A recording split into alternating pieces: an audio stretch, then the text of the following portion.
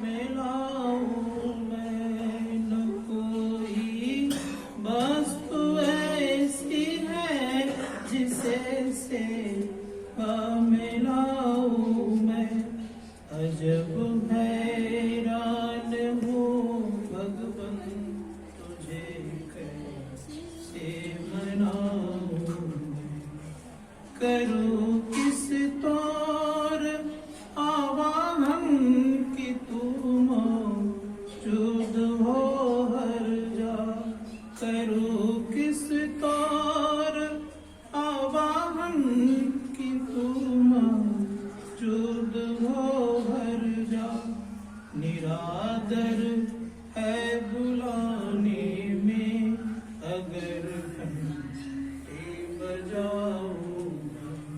निरादर है बुलाने में अगर घंटी बजाऊं मैं। अजब हैरान हूँ भगवन तुझे कैसे मनाऊं मैं।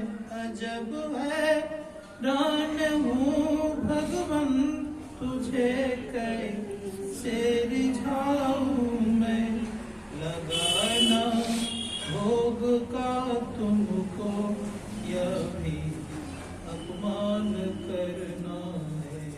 लगाना भोग का तुमको यह भी अपमान करना है। जो सब जग को खिलाता है उसे कैसे खिलाऊं मैं। जो सब जग को खिलाता है उसे कैसे खिलाऊं मैं। अजब हैरान हूँ भगवन तुझे कैसे रिझाऊं मैं। अजब हैरान हूँ भगवन तुझे कैसे मनाऊं मैं। न बाहें हैं न गर्दन है न सीना है न पैसानी। तू है निर्लेप नारायण, तू है निर्लेप नारायण। कहाँ चंदन लगाऊं मैं, तू है निर्लेप नारायण। कहाँ चंदन लगाऊं मैं। अजब हैरान हूँ भगवन तुझे कैसे मनाऊं मैं। अजब हैरान हूँ भगवन तुझे कैसे रिझाऊं मैं। न कोई वस्तु ऐसी है जिसे सेवा मिलाऊं मैं। तू ही व्यापक है फूलों में, तू ही व्यापक है मंदिर में। तुम ही व्यापक है फूलों में, तू ही व्यापक है मंदिर में। भला भगवान को भगवान पर कैसे चढ़ाऊं मैं। भला भगवान को भगवान पर कैसे चढ़ाऊं मैं। अजब हैरान हूँ भगवन तुझे कैसे रिझाऊं मैं। अजब हैरान हूँ भगवन तुझे कैसे रिझाऊं मैं। ना कोई वस्तु ऐसी है जो जिस सेवा मिलाऊं मैं। ना कोई वस्तु ऐसी है जिसे सेवा मिलाऊं मैं। ये तो प्रेम की बात है उधो, बंदगी तेरे बस की नहीं है। ये तो प्रेम की बात है उधो, बंदगी तेरे बस की नहीं है। यहाँ सिर दे के होते हैं सौदे, आस की इतनी सस्ती नहीं है। प्रेम वालों ने कब तक, प्रेम वालों ने कब वक्त पूछा, उनकी पूजा में सुन लो ये वो। यहाँ दम दम में होती है पूजा, सिर झुकाने की फुर्सत नहीं है। ये तो प्रेम की बात है दो, बंदगी तेरी सस्ती नहीं है।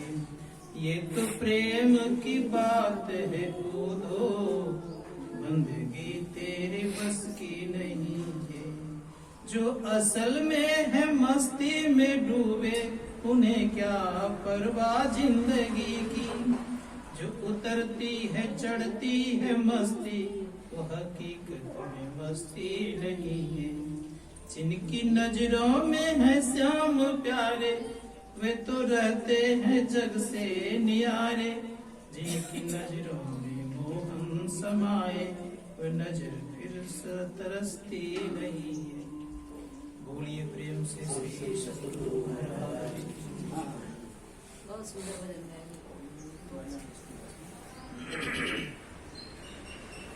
ब्रह्मानंदं परम सुखदं केवल ज्ञानमूर्तिं, द्वन्द्वातीतं गगन सदृशं, तत्मस्याधिपतिलक्षणम्। एकं नित्यं विमलमचलं सर्वधि साक्षिभूतं, भावातीतं त्रिगुणरहितं, सद्गुरुं तं नमामि। गुरु हैं बड़े गोविंद ते, देखो मन में विचार। हरि सुमरे तो वार है, गुरु सुमरे तो पार। मेरा मुझ में कुछ नहीं, जो कुछ है गुरु तोर। तेरा तुझको सौंपता, क्या लागत है मोर। धन्य धन्य सद्गुरु सुख, महिमा कही न जाए। जो कछु कहूँ तुम्हारी कृपा, मोते कछु न बसाए। बोलिए प्रेम से श्री सद्गुरु महाराज की। थोड़ी आवाज निकालेंगे तो मन वाणी दोनों पवित्र होगा, क्योंकि गुरु नाम नहीं है। ईश्वर के नाम में जी नहीं चुराना चाहिए। और काम देखते जी चुराते नहीं है, भगवान के नाम लेने में इतना जी चुराते हैं, इस मुझे बात नहीं आती। इसलिए बोलिए प्रेम से श्री सद्गुरु महाराज की जय। रह गया सर, एक बार और निकल जाए। बोलिए प्रेम से श्री सद्गुरु महाराज की जय। विश्व ब्रह्मांड के नायक सर्वक्षण स्मरणीय सद्गुरुद्वय के पावन श्री चरणों में कोटि शरण।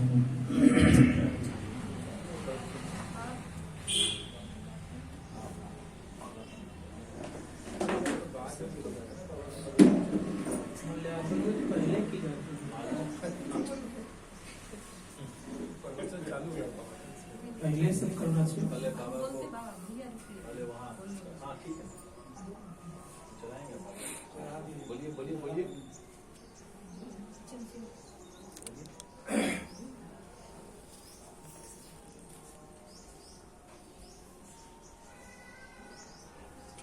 सद्गुरु महाराज की जय।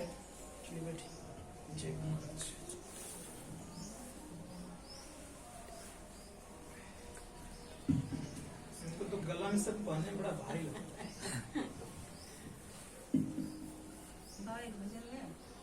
गा लीजिए। भजन तो ही है, वचन होना चाहिए। पर वचन बोलो जो।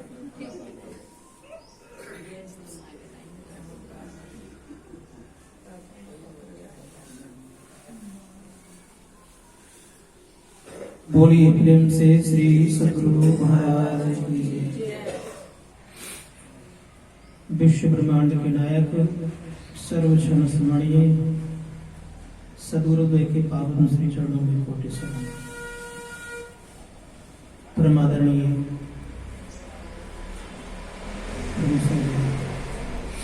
श्री घनश्याम दास यादुका जी,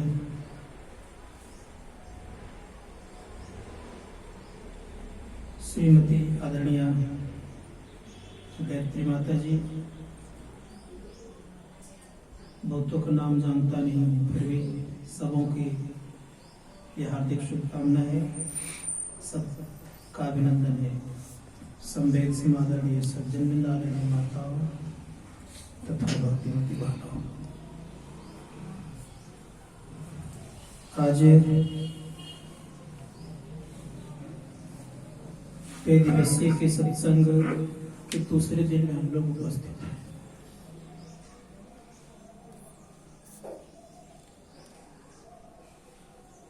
आज का प्रतिपाद्य विषय सत्संग रखा गया है।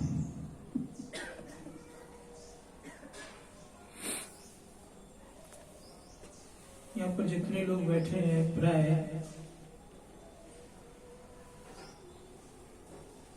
आमदनी करने वाले लोग में से हैं।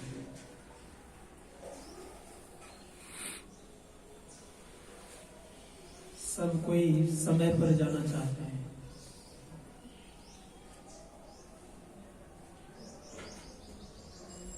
और सबके मन में रहता है कि लाभ मिले बिना कहीं कोई काम करना, ये भावना रहती है।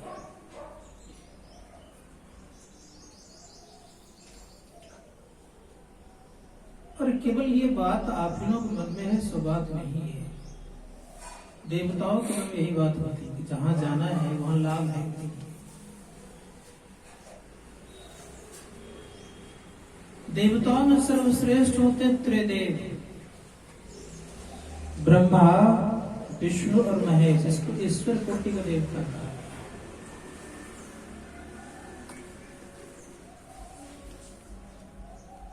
भगवान शिव के मन में भी हुआ सबसे उनकी जो अर्धांगिनी, जिसको हम लोग पार्वती माँ कहते हैं,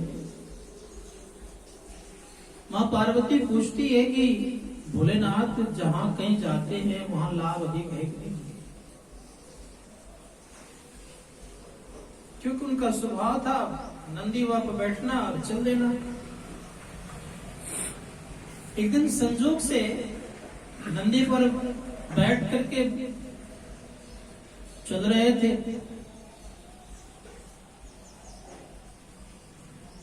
संग में उस समय सती थी।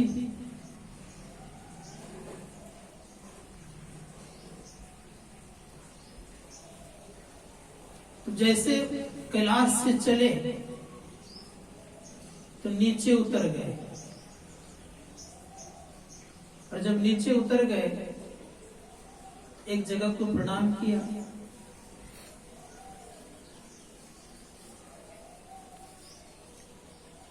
और फिर आ गए। जिसमें प्रणाम कर रहे थे तो मन ही मन सती सोचती है यहाँ तो कुछ है नहीं, क्यों प्रणाम कर रहे हैं? कहा अच्छा पूछ लूंगी। आगे बढ़े, फिर दूसरे जगह प्रणाम किए।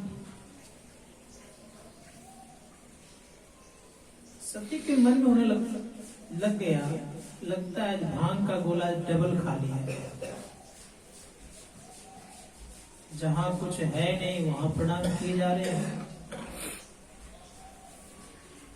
दुनिया के लोग सच में इनको जो पगला और बुराहा कहता है ना, गलत नहीं कहता। अच्छा इस बार आने दिया जाए तक पूछती हूँ। माँ सती पूछ बैठती है क्या ज्यादा भांग तो नहीं खा लिए हैं? क्या हुआ? का बात यह है कि वहां प्रणाम किए, यहाँ प्रणाम किए, ना कोई ऋषिगण है, ना कोई मंदिर है, ना ही किसी प्रतिमा का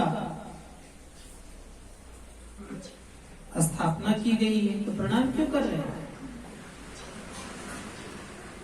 भोलेनाथ कहते हैं कि हे देवी सुनो, जहां पर मैंने प्रणाम किया वह जगह पर ऋषि मुनियों का समागम हुआ था, अत्यंत पवित्र जगह है और बड़े ही पुण्यवती जगह है।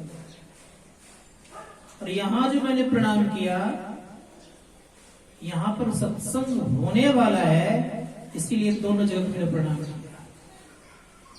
तो जहां सत्संग होता है और जहां हुआ है, दोनों जगह बड़े ही पवित्र होते हैं। क्यों? कि जहां सत्संग हुआ है वो समस्त देवी देवता गण के अलावा 88,000 ऋषि मुनिगण भी पधारते हैं और स्वयं पार्वती परमात्मा आते हैं। और जहां हो रहा है वहां पधारे हुए हैं। बशर्ते हम लोग की दृष्टि वैसी होनी चाहिए। संत दयाल जी महाराज का सत्संग चल रहा था।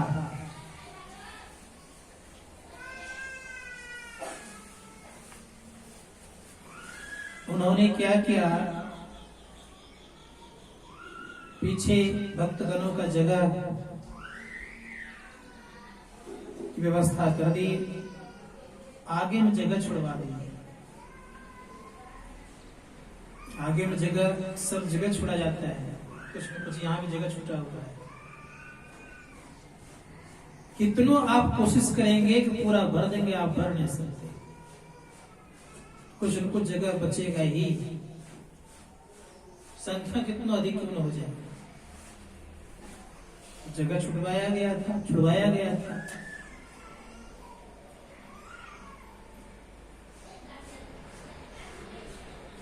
तो भक्तगण सोच रहे थे कि कोई गणमान्य व्यक्ति आएंगे, भक्तों को कुछ दिखाई पड़ नहीं रहा था, करते क्या। प्रवचन जब समाप्त हुआ तो उसमें से एक भक्त उठ करके पूछते हैं कि गुरुदेव, आगे में जो आपने जगह खाली रखवा है, मैंने तो सोचा ये कि आपके कोई विशेष लोग आएंगे, लेकिन कोई तो देख नहीं रहा हूं मैं। संत दयाल जी महाराज कहते हैं कि वो अभी गए नहीं है। हम लोग तो उठते बैठते हैं, लेकिन वो तब तक बैठे जब तक कि आरती ना लग जाए। कोई हम लोग तो आरती छोड़ करके भाग जाते हैं, लेकिन जो गणमान्य अतिथिगण आते जो दिखते नहीं है, वो जल्दी जाते नहीं है जब तक कि आरती ना हो जाए।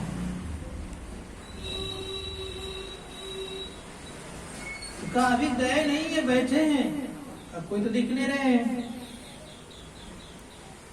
संत दयाल जी महाराज कहते हैं कि हे देवगणों, आज हमारे भक्तों को आप दर्शन देकर के इस भ्रम को तोड़कर ही छोड़वा।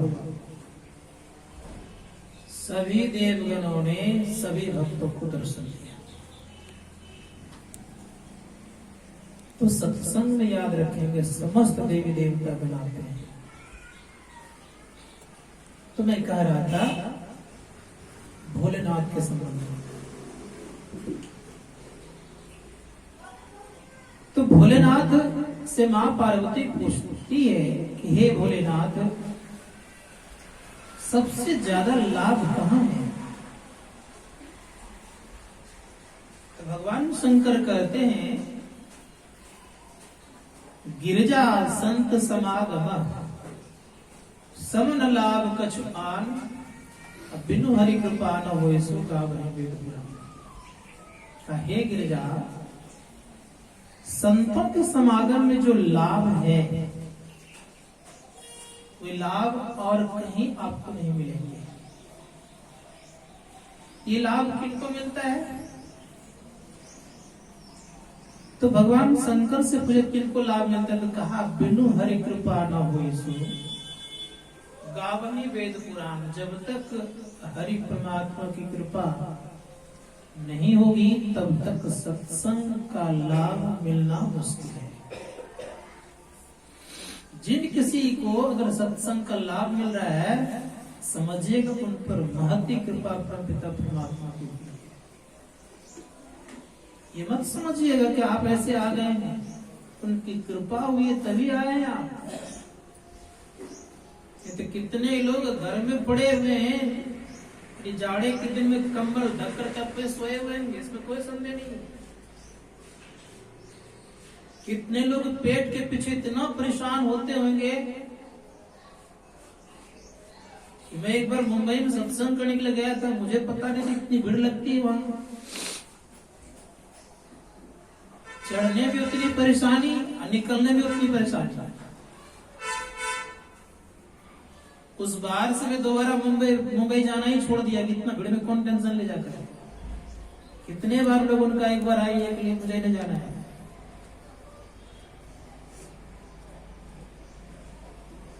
एक व्यक्ति से वार्तालाप हुआ था उसी मेट्रो ट्रेन में। उन्होंने कहा बाबा जानते मेरे रात और दिन ट्रेन में ही कटता है, खाते पीते कब है, का बस जो बेचने आता है उसी से गुजारा कर लेता हूं।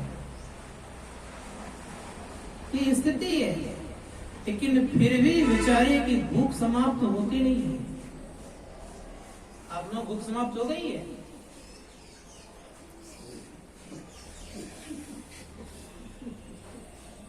किसी की भूख समाप्त नहीं हुई है। संत सुंदरदास जी महाराज ने कहा जो 10 20 50 भय सत हुई 1000 तो लाख। करोड़ अरब खरब धरापति होने की चाह। कृष्णा अधिका अधिक आग लगेगी, सुंदर एक संतोष बिना सठ, तेरी तो भूख कभी न मिटेगी। किन्हीं की भूख नहीं जाती है, लेकिन एक भूख अगर पैदा कर लें तो सब भूखों पर ये भारी भारी पड़ जाएगा।